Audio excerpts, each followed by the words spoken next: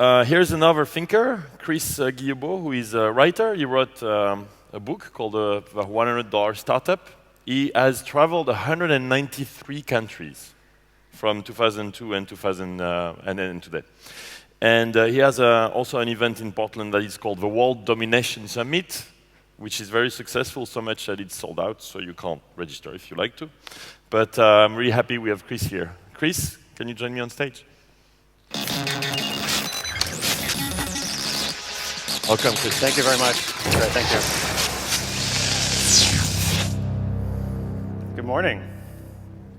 It's an honor to follow such great speakers. Honor to be with all of you here today. Yesterday, I was sitting in the audience and learning a lot, along with many of you, about new technologies, about progress, about change, how the world is changing, how it's already changed. A lot of lessons and ideas about efficiency, productivity, optimization. And I found it all very fascinating, but I also kind of wondered, what can I share with this great group of intelligent, good-looking people from 46 countries? What can I contribute to this conversation? Because I knew I wanted to talk about adventure and community. And in some ways, adventure is almost an opposing value to things like efficiency, productivity, optimization. I was trying to puzzle this out because I just recently, 2 months ago, finished a quest of visiting every country in the world. I had been working on this for about 11 years, and it was lots of starting and stopping and lots of things that went wrong along the way. And in many ways, it probably could have been faster than 11 years if I was more efficient with it. But instead, I spent a lot of time getting stuck in different places and trying to arrange flights and visas around the world and sleeping on the floor of the airport in random countries and getting deported from other random countries. And so in many ways, it was an inefficient, unproductive activity, but yet it was something that brought a lot of meaning to my life. It was something that I greatly enjoyed as I pursued it, as I met people, as I wandered. So it was this value of adventure. And as I met many different people over the past decade, and as I started a career as a writer, began seeing what other people were doing as well, I found that there were a lot of people who shared this same value of freedom, or the same value of self-determination. A lot of people saying in different ways, and not just saying, but expressing and living in different ways, the belief that they wanted to choose their own destiny, they wanted to forge their own path, they wanted to do something for themselves, maybe through self-employment, maybe through travel, maybe through being a part of a bigger organization. But this same value of embracing freedom and opportunity. And as I thought about this, I thought how to tie this together. I thought, well, maybe this is something that is shared in the pursuit of technological advancements and the embrace of progress. Maybe together, when we think about adventure and we think about progress, there is this link. And the link is the love of freedom and the pursuit of opportunity, and hopefully also a question of contribution, of how can we not just live a life that we want, but how can we live a life that serves others as well. So I thought what I would do, I thought I would share 3 lessons with you, 3 lessons from visiting every country in the world, and I hope to do this in a way that's not just sharing my story, but sharing something that's helpful to many of you. Maybe out of 3 lessons, 1 lesson will be helpful. And I'll also offer 2 suggestions for you, which you can take or leave as you see fit. First lesson, I call time and money. If you can understand at the outset, or at least early on, all of the different costs of a goal, of a project, of a quest, if you can delineate that as much as possible, then the project or the quest becomes much easier. It becomes much easier to conceive and to follow and to pursue. So in my case, I didn't begin with a goal of going to 193 countries. I just loved travel. I love travel for travel's sake. And I had been to about 50 countries or so from working overseas in West Africa and just from traveling. And then I thought, I would like to set a personal goal of going to 100 countries at some point in my life, And I thought, okay, what would that look like? And how much would that cost in terms of money? How much in terms of time? I kind of pieced it out. And I realized, this was maybe 6 or 7 years ago, I realized that it would only cost about $30,000 US, $30,000. And when I realized that, I thought, well, I don't want to imply that $30,000 is an insignificant sum. Certainly for a lot of people in the world, it's a very huge sum.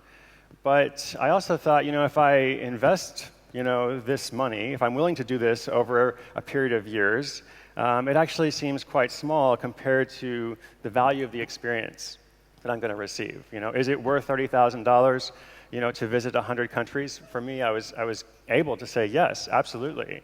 And once I was able to figure that out, and it helped a great deal, I started writing about this project maybe halfway through. And when I first started sharing publicly the goal, I received a blog comment from someone who said something like, oh, this goal is just stupid. It's not really that big of a deal. Anybody can visit any country in the world. And then this person said something like, all it takes is enough time and money. So I thought about that, and at first I was kind of, offended, and I thought, oh, I don't listen to this guy. And then I remembered something I had heard from someone about criticism. And they said, there's this lesson about criticism. Oftentimes when people are offering criticism, they are projecting something of themselves. There's not a lot of value in that part of it. But if you think of criticism like a nut, like a really hard nut, where you can't eat the shell, because that's dangerous, you just can't do it. But if you can crack the shell and discard the shell, then maybe there actually is something useful or helpful within it. And I used this analogy as I thought about this comment. I said, well, if someone thinks that someone else's goal is silly, that's fine, I can't do anything about that. But if I look at this aspect of time and money, I'm actually kind of drawn to the idea of logically kind of parsing things out and logically saying, okay, what would it cost to do this? What would the time commitment be? And what would the challenges be? How do I arrange different visas? What will likely go wrong along the way? Or what are some possibilities? How can I arrange contingencies? So as I embrace this kind of logical thinking about things, it made the whole experience a lot easier. Second lesson is experience produces confidence, or with experience comes more confidence. So as I mentioned, I didn't begin with the goal of saying I haven't been anywhere in the world, I want to go to all 193 countries.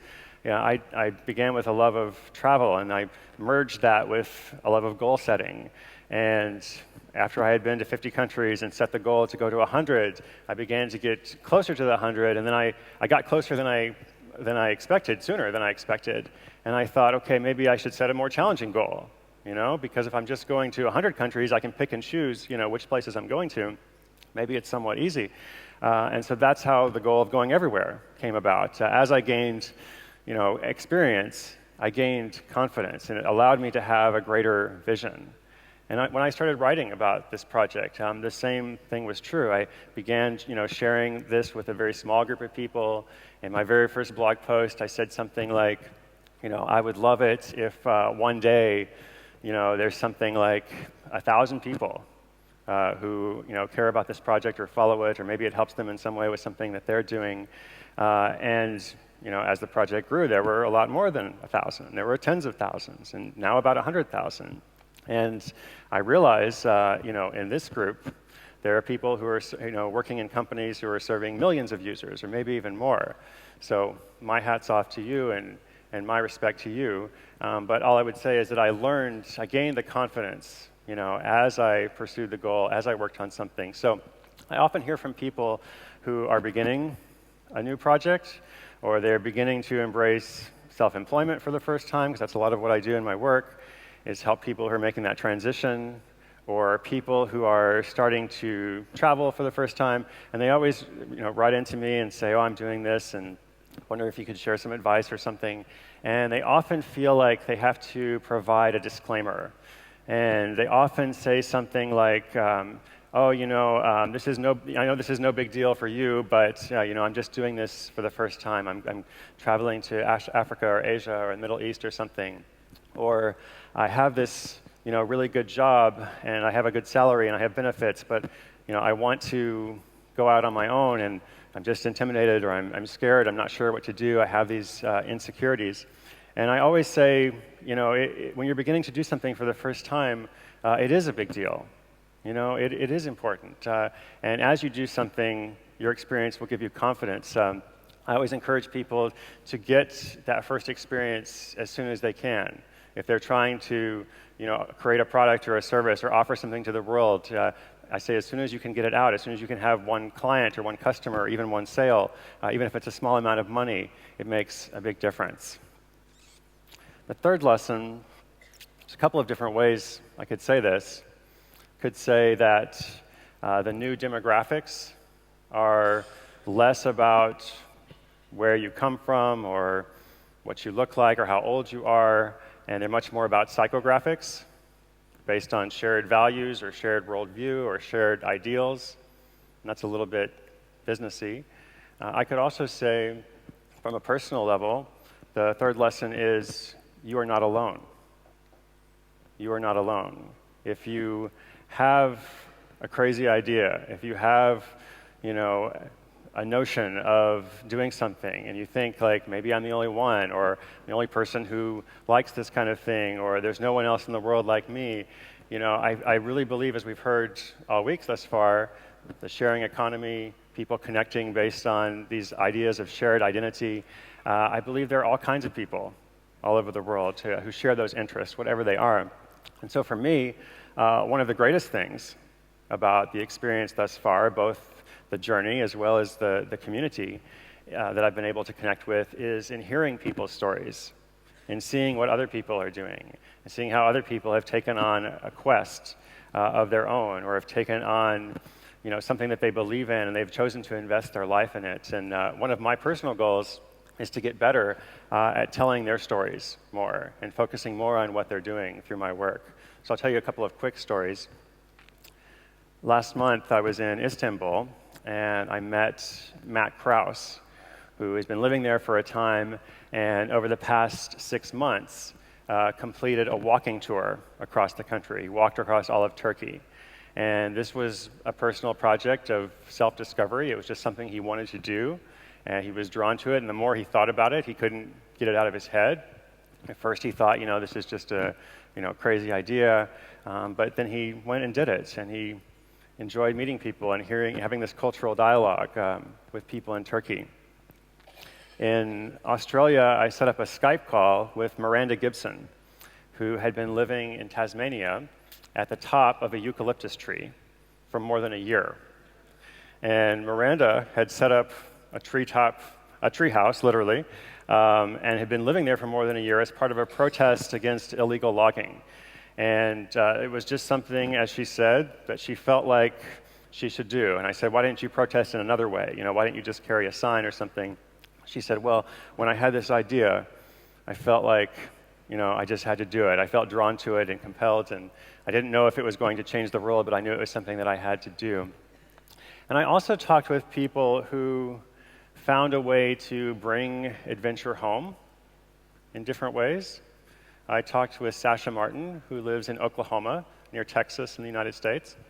And Sasha had grown up mostly in Europe, but in several different countries, and ended up in Oklahoma, had married a guy and had a child.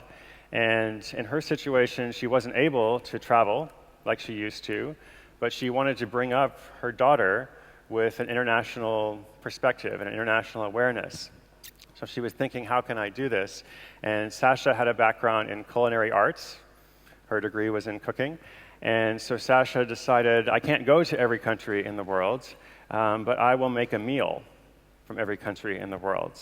And as soon as her daughter was about 6 months old and transitioning to solid food, she began once a week making a full meal, a complete menu from a different country in the world, and she would have the flag in the house and play music, and it was a whole experience that she created. And her daughter is now about 3.5 years old. They're coming to the end of the project, and her daughter's grown up, eating all of this different food, and she now, eats comfortably with cutlery or with chopsticks or with her hands. And Sasha talks about how this has helped, her family have this international perspective, even without, the ability to travel as much as she would like to. And one of the things that I'm most impressed with, here in this room and with people who are watching online or people that we connect with, online instantly, is all of the tremendous opportunities and possibilities that are available to us. And because we have so many opportunities, I hope that we take advantage of them. I hope that we don't waste them. I hope that we treat them with the responsibility that they come with.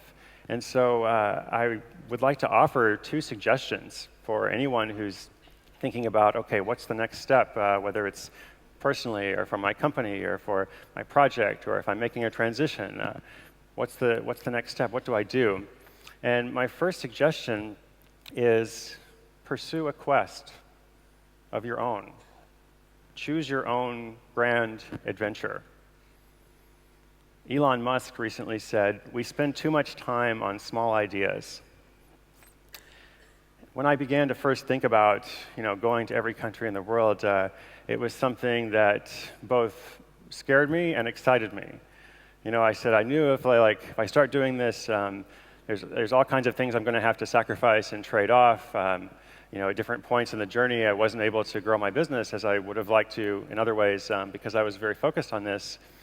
There were other, challenges and sacrifices as well, but I just couldn't get it out of my head once I thought about it. And that's what I heard over and over from all kinds of people from all walks of life, all over the world, who are all, building big projects or pursuing quests. They all say things like, I had this idea, and maybe I had it for a long time before I did anything about it, but I'm really glad I did. I'm glad I took that leap or took that next step, whatever it was. And maybe my life is so much different because of it. Maybe it's not. But what I knew for sure was if I didn't try, I would regret it. I would be okay if I tried and failed, but if I didn't try, I would regret it. So my first suggestion is pursue a quest of your own. Choose your own grand adventure. And my second of just 2 suggestions is find a way to tie your quest to something that makes the world a better place. So I'll tell you a story. A friend of mine went to Afghanistan, and he flew from Dubai to Kabul, and then a bit further into the country, another flight, and then someone picked him up in a Land Rover, and they drove maybe 2 more hours into the interior, so he's really going, far in. And he finally arrives at his guest house, and the host welcomes him and says, we're glad to have you here. Is there anything we can do for you? And he said, well, yes, thank you. At some point, I'd like to take a shower, and it would also be good if there's an internet cafe or something somewhere, if I can go and check my emails, maybe tomorrow. And the host said, well, we don't have running water here. You can take a cold bucket shower, around the back, but the 3G is great. And the Wi-Fi is great, so here's the password. Just let us know if you're going to download any movies or something so we can adjust the server. And when I heard that story, I thought, well, wouldn't you choose the Wi-Fi? If you had to choose, Wi-Fi shower, at least for a day. And I thought about how the world is changing. In many ways, the world has already changed, but the pace of change and the scale of change is quite different from place to place. So there are lots of places where there is so much rapid advancement. In Africa, an entire generation is kind of shifting to mobile first, without even having laptops. But at the same time, there's all kinds of places in sub-Saharan Africa and elsewhere that lack access to clean water of any kind, or lack access to basic health care, or to primary education. And I know we're all aware of this, but I mention it because I think it's important for us to think about this question of contribution, question of, okay, we have so many opportunities, what are we doing about this? And this question of contribution is not meant to be something that sounds heavy. It's not so much responsibility as it is part of our own fulfillment. It's part of our own meaning. My wife and I spent 4 years living in Sierra Leone and Liberia, and we were working on a hospital ship for much of that time. And it was a great experience for us. It was not a hardship at all. And when we would return to the US once a year or so to see our family, people would say, oh, it's really great what you're doing. And we always felt a little bit uncomfortable with that. We would say, oh, hopefully we're doing something that's good. We're working with this NGO. I hope that we're helping people, and I think we are. But this is also really good for us. This is a good decision that we've made because our lives are being changed. Our lives are being transformed as we do this. So I really believe, as we seek to contribute, as we seek to engage, then we ourselves benefit from it. We ourselves are made better in that way. So I hope that many of you will pursue a quest in your own way. I hope that you will think of that question of contribution in your own way. I know that many of you are doing that already in companies, in nonprofits, in small businesses, in some mix of all of those different things. And I thank you very much for having me. Thanks a lot.